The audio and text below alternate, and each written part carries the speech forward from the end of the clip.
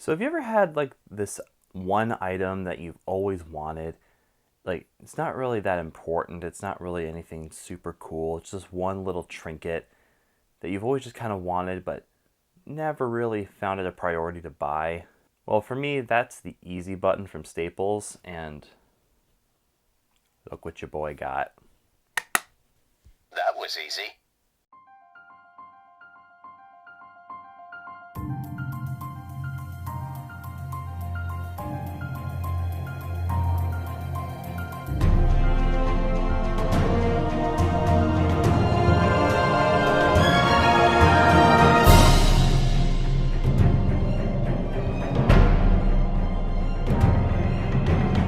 As you may have noticed, we are in a different setup today.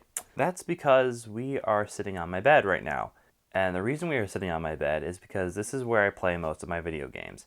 And the reason we are where I usually play my video games is because we are reviewing a video game. As you could tell by the title of this video, I just played Assassin's Creed for the first time. I just finished it, and boy, do I have a lot of thoughts about it. You may be wondering, why did it take me so long to play the first Assassin's Creed game?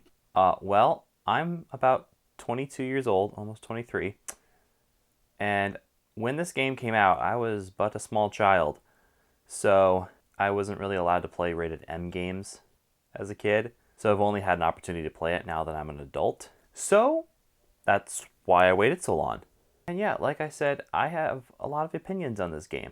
Overall, not really a fan of this particular game. It was okay, but I will most likely not play this game ever again. I know some of you might be saying in the comment section like, "This is heresy, how dare you attack Assassin's Creed." And look, I'm going through the whole series right now. I'm currently on the second game, and so far I'm enjoying that one, so I'm not dissing the entire franchise by any means. I'm just saying this was not a great start to the franchise. So when I break down this game, I'm going to break it down into 3 different categories. That'll be story, gameplay, and graphics/level design. I'm going to put those in the same category because both are pretty minor in my opinion. So yeah, let's talk about those things. First, let's talk about the story. In terms of the story, it's all right. It's okay. It's good. It's not bad by any means, but it just kind of, the story doesn't really get interesting to me personally until like the very end of the game. And I think the reason behind that is because, well, one, there really isn't one coherent story going on in this game. There are 2 basic plot lines going on. And you have to follow 2 main characters who are having 2 very separate stories that are only loosely connected. Basically, the main story of the entire series is you play as Desmond Miles, who is this young bartender who descends from a long lineage of powerful assassins from the Assassin's Guild. He left the Assassins when he was a young man because he found it very occult-like and just didn't like it very much. Wanted to live his own life. And he's captured by this big organization that's controlled by the enemies of the Assassins called the Templars, who are basically the Illuminati of this universe. And they've captured him because they're looking for these ancient devices or these ancient relics known as the Pieces of Eden. And they knew of one and where it was located, and those are found in the memories of of Desmond's ancestors. And they have a machine called the Animus that allows Desmond to access the memories of any of his ancestors. And they force him to go into the Animus and relive the memories of an ancient assassin named Altair.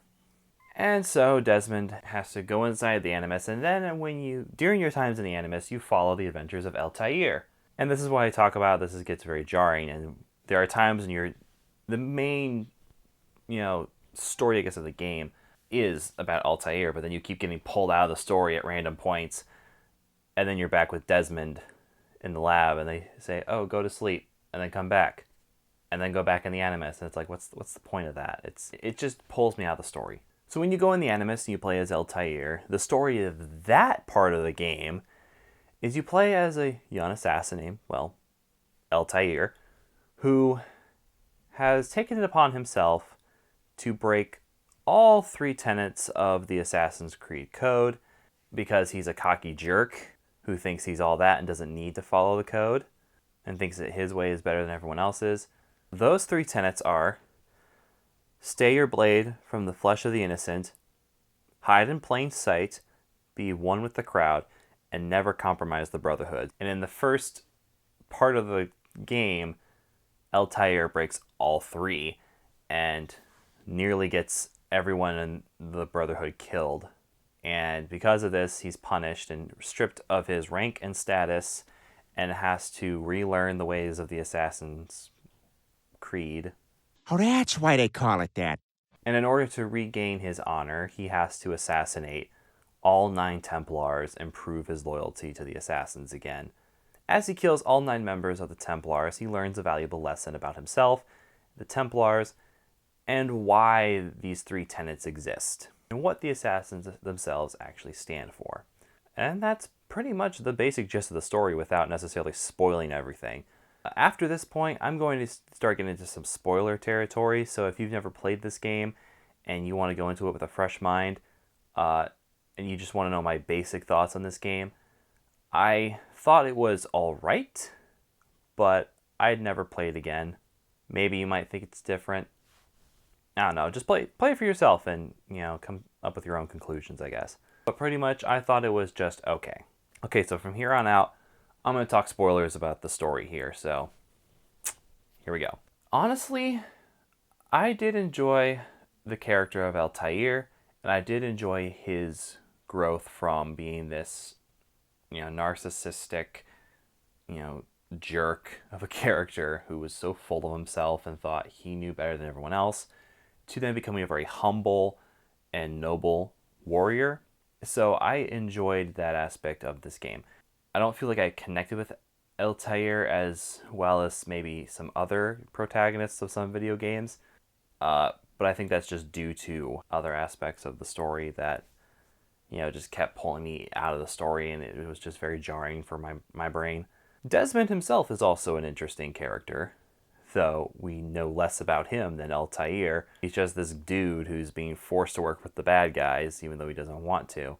But he doesn't really want to get involved, and he's just forced to be involved. I look forward to learning more about Desmond in future installments. But again, other than, he's just a guy who doesn't want to be involved, but is forced to be involved anyway. There really isn't much else to his character. But I guess back to Altair.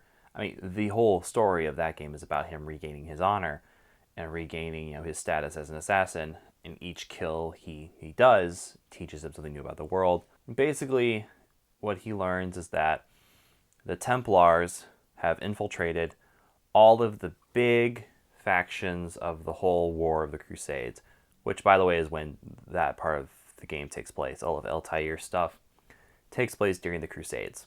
Every assassination from Altair is from a different group, which has pitted all sides against Altair, which can get kind of frustrating with the gameplay part of this game, which I'll get into in a little bit. But from a storytelling standpoint, is kind of interesting. And getting towards the end of the game, I'll admit there were some genuinely good twists. I did not expect that at the end of the game I would have to face Altair's mentor, Almelum. Is that how you pronounce that name? Al-Mu'alim.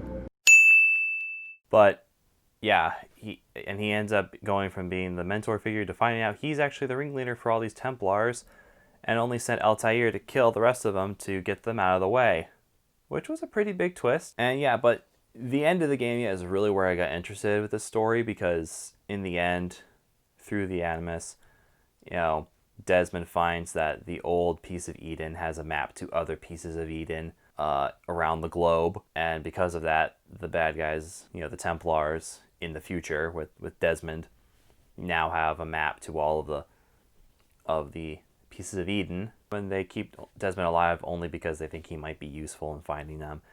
And then Desmond finds out he has the eagle vision ability that all the other assassins had, or at least Altair had, that made him unique, I guess.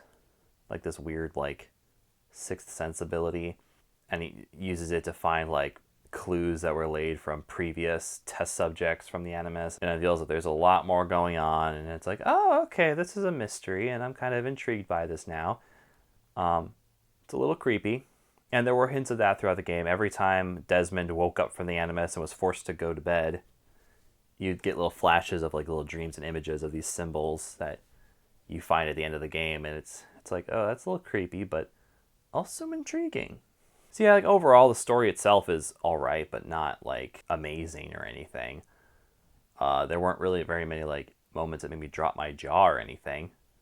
And honestly, any good elements of this game for me were kind of ruined by the gameplay. So let me get into that now. This game introduces a lot of new, interesting gameplay mechanics. Like, this is really where I believe parkour sort of became a thing. Is that you're jumping from buildings to buildings, climbing up, towers, jumping from those towers into hay bales in a completely unrealistic fashion. Yeah, that fall would kill me. I don't care if there's any hay down there. Most likely I would miss the hay and fall on the side of the cart and break my back if I did that.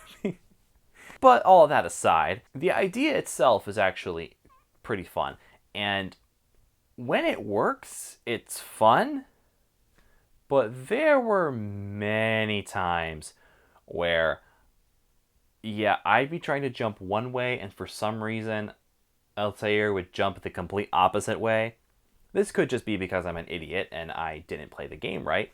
But honestly, I really haven't had this issue in Assassin's Creed 2 lately, so I'm kind of blaming it on Assassin's Creed 1. On top of that, the combat mechanics were also very frustrating. A lot of the first game is just based on dodging and countering attacks, and when you counter attacks, they play this fun animation of you dodging a sword and stabbing a guy in the back. Those are really satisfying and fun when they work. There were many times where I tried to counter attacks and it just wouldn't work. There's a spot at the end of the game where right before the final boss and before the final assassination, before the final battle I guess, I'm surrounded by Crusaders and I have to kill them all before I can fight the final boss. And it was so frustrating. I was like, I usually don't like to rage during games. I try to stay composed even if a game is frustrating. I try to laugh it off. I'm like, okay, I was stupid there. Yeah, it was kind of hard not to get pretty pissed during these combat scenes. It probably went something like this. Come on, counter. Why aren't you countering the attack? Come on, I'm hitting the buttons. Why is it not doing it? Okay, and no, I wanted to go to the right. Why did you go left? Okay, so I guess we're going up. I didn't want to. Oh, now, great. Now I fell to my death. That's just great. Yeah, okay. I'm running. Why can't I lose these guys? I am just trying to lose them so I can hide. I just want to get my mission done. I don't get what's so complicated about that. I'm just trying to keep leaving me alone. I'm just trying to complete my mission. Get out of my way, you stupid beggars.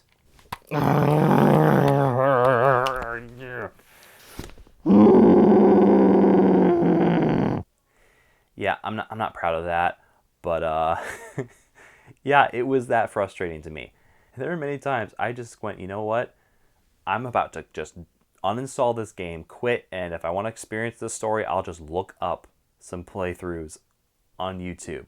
But I stuck it out, I beat it, and I was pretty pissed afterwards just because of how infuriating the combat was. On top of that, a lot of the game is just very repetitive. It doesn't get really interesting till the end of the game. So, and then of course with other aspects, as I said, graphics and level design. For their time, the graphics I think were decent. I try not to judge a game too much on its graphics. I always try to judge the graphics based on how good they would have been at the time though. I usually don't also let graphics get to me, but I also appreciate really good graphics. And I'm not going to judge this area too harshly again because this is an old game. In fact, when did this game come out?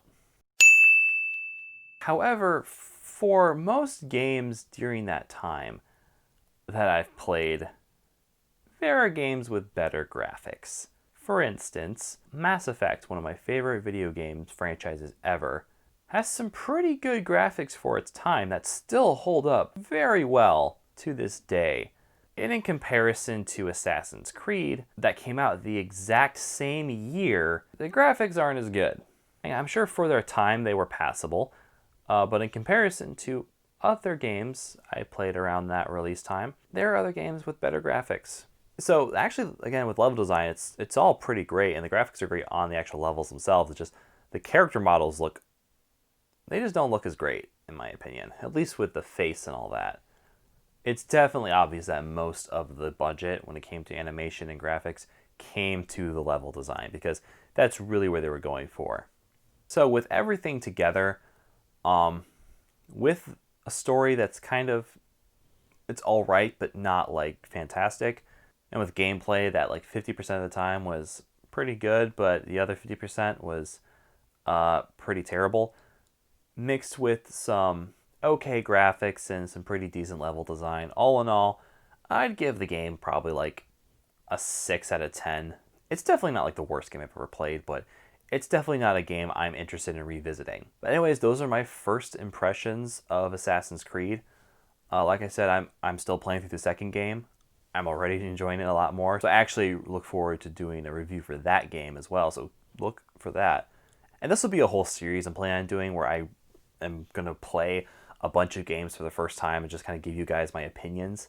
So yeah, if you're interested in that, maybe hit subscribe and, hit the notification bell so you're notified of any of my future videos. If you liked this video, maybe hit the like button or don't. It's up to you. I won't force you to do anything. Let me know what you guys thought of the first Assassin's Creed game. Have you played it before? Did you enjoy it? Did you hate it? Did you love it? Is it your favorite game in the franchise? Is it your least favorite game in the franchise? Based on what I've heard from other people, the first game is not anyone's favorite Assassin's Creed game.